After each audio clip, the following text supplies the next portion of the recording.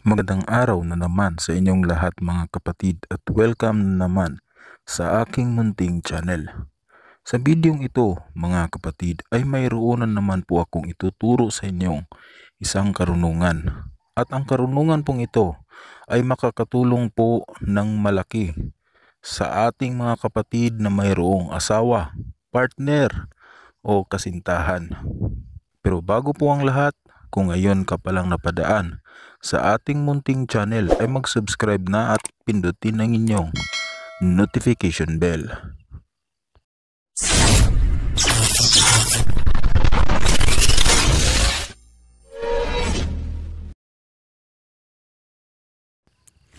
Marami kasi ang nag-request ng karunungan na ito mga kapatid.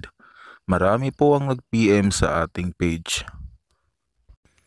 Marami ang nagtanong kung anong klaseng medalyon ang kanilang gagamitin para po sa kanilang mga kasintahan, sa kanilang asawa o sa kanilang mga partner upang hindi ito magloko at masigurado po ninyo na kayo ang kanilang iisipin at hahanap-hanapin sa araw at sa gabi. Tayo po ay gagamit ng isang medalyon o isang anting-anting upang magawa ang karunungan na ito. Ano nga ba ang klaseng medalyon ang ating gagamitin dito? Ang medalyon po na ating gagamitin para po sa inyong mga partner, asawa o kasintahan upang hindi kayo magkakahiwalay habang buhay ay ang medalyon ng kambal tuko. Alam ko ang iba sa inyo mayroon ng ideya kung ano ang kambal tuko. Ang kambal tuko po, base po sa kanyang kaanyuan ay ating makikita ang isang lalaki at isang babae na magkadikit. Mayroong dalawang paa at dalawang ulo, dalawang kamay. Nagsisimbolo po ito na kayo po ay hindi magkakahiwalay habang buhay, habang gamit po ninyo at inaalagaan po ninyo ang kambal tuko na medalyon. At dapat ay atin itong pakakainin ng naaangkop na dasal upang gumana. Saan nga ba makaka-order ng kambal tuko na medalyon? Marami pong nagbebenta niyan online. Mayroon po sa Facebook at mayroon din sa Shopee. Siguraduhin po ninyo na ang inyo pong nabiling kambal tuko ay konsagrado na, sapagkat kung hindi po ito konsagrado, sigurado po ako na hindi po ito magkakabisa. Itanong po ninyo sa seller na inyong bibilhan.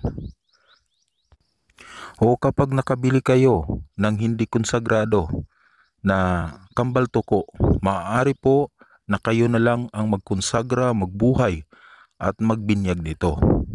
Ang pagkonsagra po, pangbuhay at pagbinyag ng mga dasal ay mayroon na po akong nai-upload niyan dati sa aking mga old videos.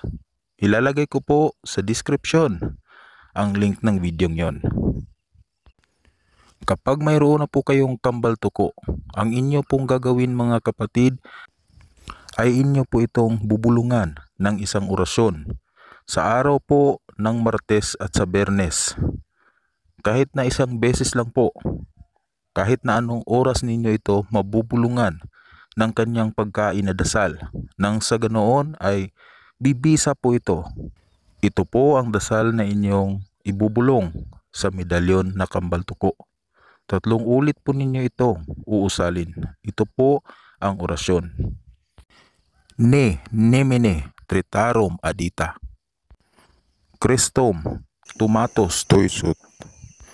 Sabihin ang kanyang kumpletong pangalan ng inyong partner, asawa o di kaya ay kasintahan. At isunod ito. Isaele erkeme sa ulo. Keme sa ulo bator. Domine diom ego. Domine sixeem pergumpam. Igo dusom. Pagkatapos ay hipan po ng pakrus ang inyong kambal tuko.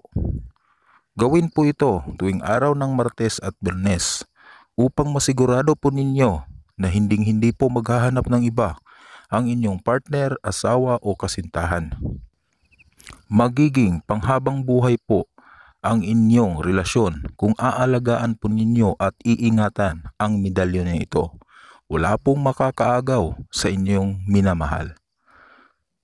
Babala lang po na wag po ninyo itong gamitin kapag ang isang tao ay hindi naman ninyo asawa, kasintahan, o di kaya ay partner. Wag po itong gamitin sa mga nanliligaw pa lamang sapagkat bawal po. Mayroon pong sumpa na darating sa inyo. Makukuha man ninyo ang tao, subalit magkakasumpa po. Sana naman ay naintindihan mo ang aking paalala sa bidyong ito. Pakishare naman po mga kapatid ng bidyong ito at pakilike. Salamat sa inyong walang sawang suporta. Ingat po kayong lahat palagi mga kapatid. God bless.